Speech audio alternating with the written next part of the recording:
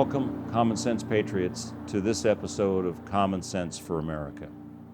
Today, we're tackling a massive problem, the national debt that's hanging over our heads like a loaded gun. This debt is existential to our nation in that it threatens our very existence.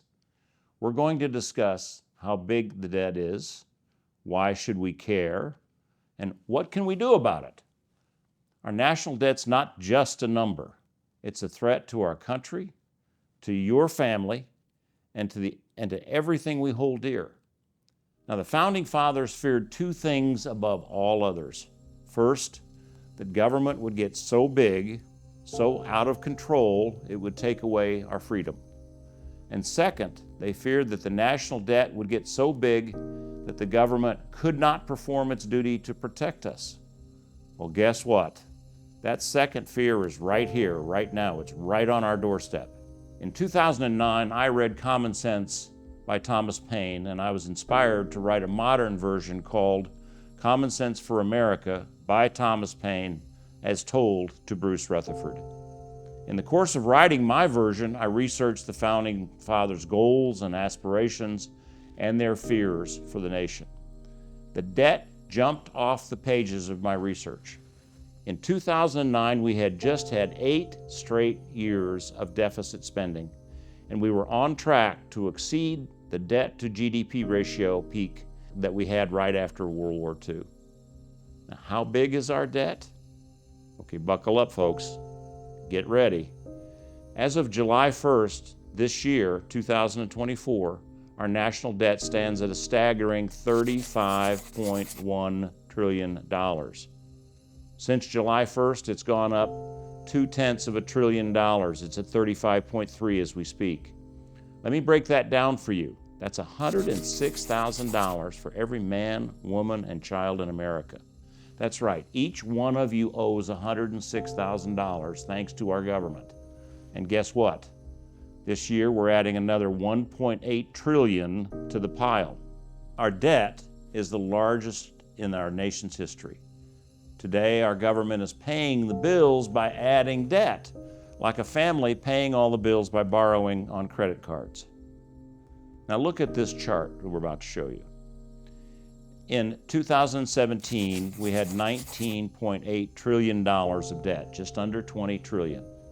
Today, we're at 35.1 trillion as of July 1st, 35.3 trillion as of today. You might be wondering, how is this even possible to get so much debt in such a short time? Well, that's a great question. The answer is out of control deficit spending.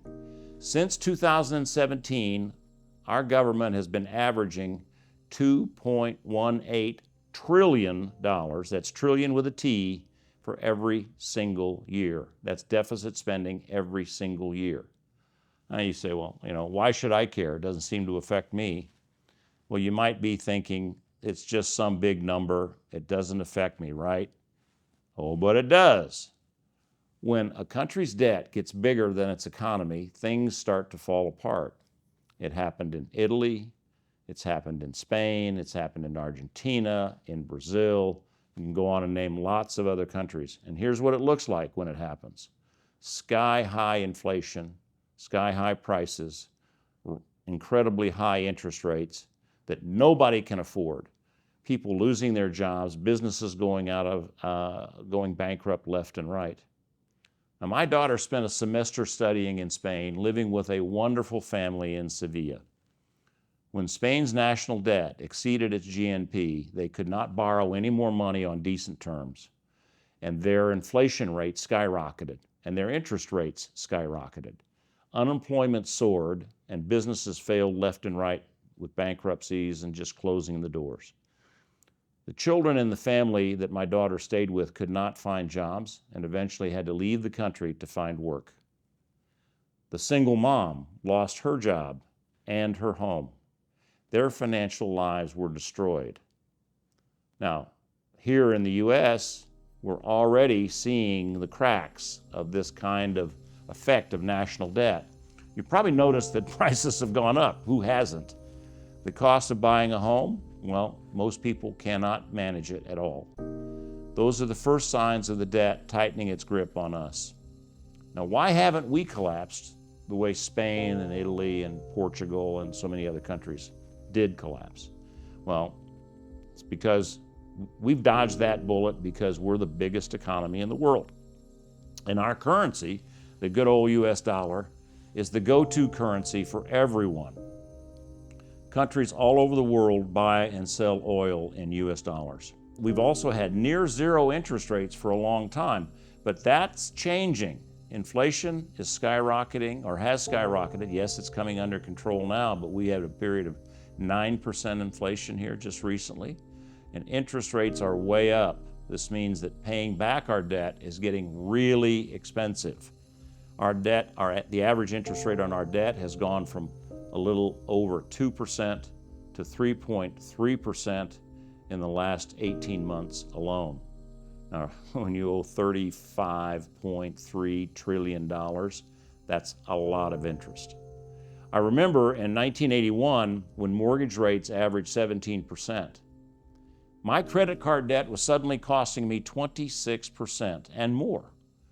Now, I used a bonus to pay down my most expensive credit cards, and my good credit rating allowed me to get a bill consolidation loan to pay the rest. I then put all of my payments into paying off that bill consolidation loan. That was very painful, but it had to be done. Now, let me ask you something. What happens if we face multiple disasters at the same time? What if we get hit with hurricanes on the East Coast and in the Gulf of Mexico? In the same year, floods in the Midwest, earthquakes all along the West Coast, Alaska, Hawaii. God forbid we suffer another pandemic. What if we're dragged into a war in the Pacific? What if we have to spend more money to support the Ukraine? What if there's a continued unrest and there's a war in the Mideast? What if there's another terrorist attack here? How would we pay for all of this at once when we're already drowning in debt? We must plan for the worst and hope for the best. Now keep in mind, our enemies know how large our debt is. They're consciously trying to stretch us over more areas of the world, and knowing that our debt is being stretched, they're constantly testing us to see if we can meet that test and continue to fulfill our obligations to protect our interests. We must get this debt situation under control. Now, you're probably asking yourself, can we fix this mess? Well, the answer is yes, we can. We've done it before. Back in the 1990s, under President Clinton, we had 3 consecutive years of budget surpluses. And immediately after he went out of office, President Bush had a budget surplus in 2021. Now, we can do this, so it's possible, but we need leadership and we need guts in our legislatures to do the same thing. The same old politicians kicking the can down the road will not do. Now, those presidents cut spending and made the government much more efficient. It's not unlike what you and your family would do. Now, think about this. If your family is sitting around the kitchen table and your family's credit card debts, the mortgage, the car payments are all more, they total more than your take-home pay, what are you going to do? Well, you wouldn't just sit there and wring your hands and say, well, or it doesn't matter. What would you do? No, you'd cut up those most egregious credit cards, the ones that you absolutely don't need, and pay the most expensive ones first.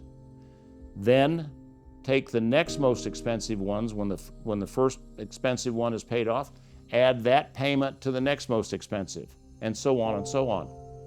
And you'd stop spending on things you don't need, and maybe even pick up a second job. Maybe mom and dad both get a second job to pay off the debt. You probably sell some assets. You probably would sell the boat, the RV, maybe the second or third car.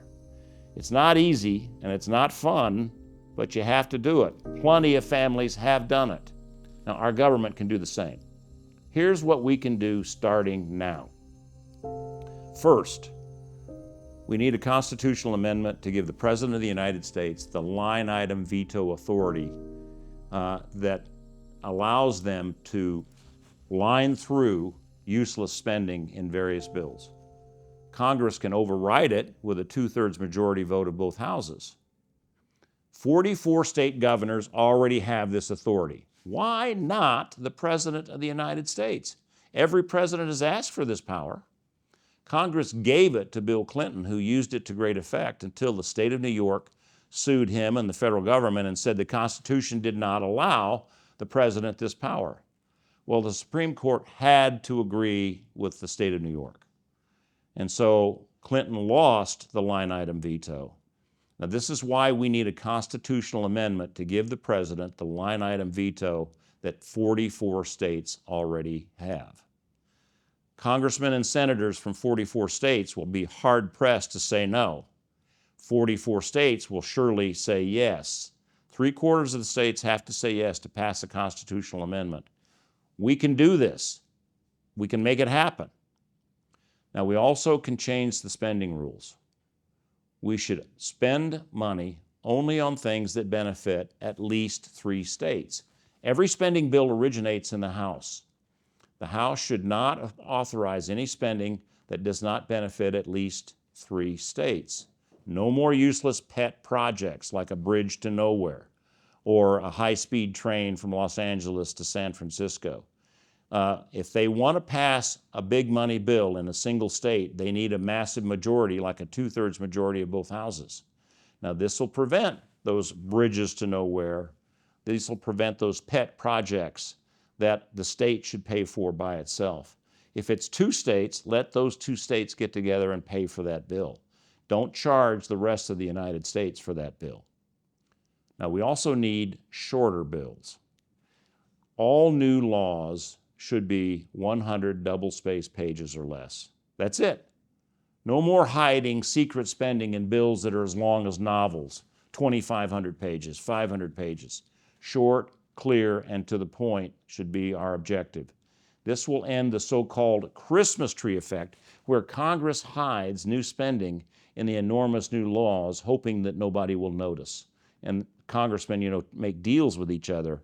I'm going to put my spending in this bill. If you vote for my spending, if you don't block it, then I'll not object to your spending. We'll put an end to that with bills that are no more than 100 double-spaced pages.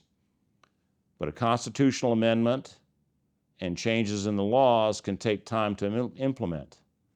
We don't have time to wait for the perfect solution.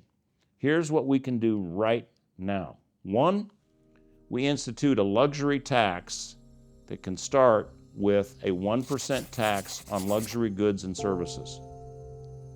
Over 10 years, we increase that luxury tax to 10%. Now, this doesn't touch the middle class or the poor because it's a tax on luxury items.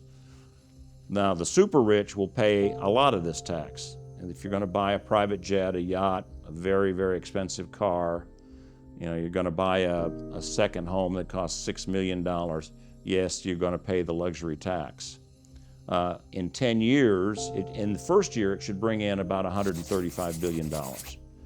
In 10 years, it should bring in about $1.35 trillion, and we should earmark all of that money to pay down the debt.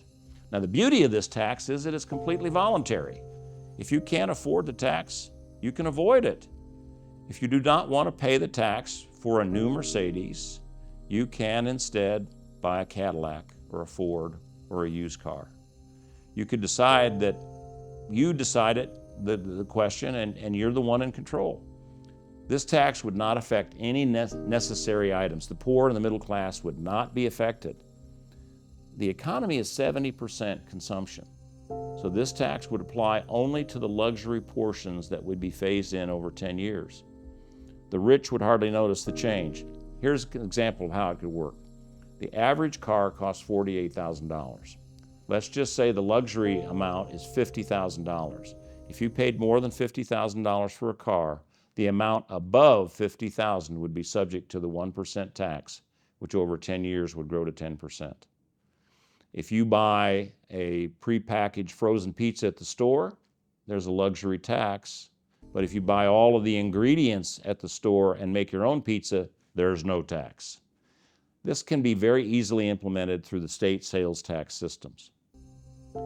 Now, a second thing we can do is establish a tax exemption. Every taxpayer would get a $50,000 exemption, which would go up to $100,000 over 10 years. But in return, there will be no deductions, no exemptions for anything else. So suddenly our 9,000 pages of tax laws and tax regulations comes down to 2, 3, 4, 5, 6, 7, 8, 9, 20 pages. Everybody would pay 25% tax above the exempt amount. This is fair. The rich will pay a lot more because they'll be paying on everything above $50,000, whether it's dividends, interest, wages, salaries, and whatever. And the middle class will get to keep more of what they earn. This tax will allow the poor and the middle class to keep their money. As it is right now, their money is confiscated by the IRS, and they have to fight to get some of it back. And they get to keep their money and accumulate cash for the things that they need. Now, a third and very controversial suggestion is no more corporate taxes. We should eliminate the corporate income tax over 3 years. Why? Because businesses will flood back to the United States, bringing jobs and growth with them. We've already seen this work when Trump cut the corporate tax. We had the highest corporate tax in the world, and Trump cut it dramatically, and businesses flooded back into the United States from all over the world. Every economist knows this is the right idea. Every economist knows that the double taxation of taxing corporates when the real tax is paid by shareholders, real tax is paid by employees, the real tax is paid by customers in the form of higher prices. They know that this is a very inflationary tax.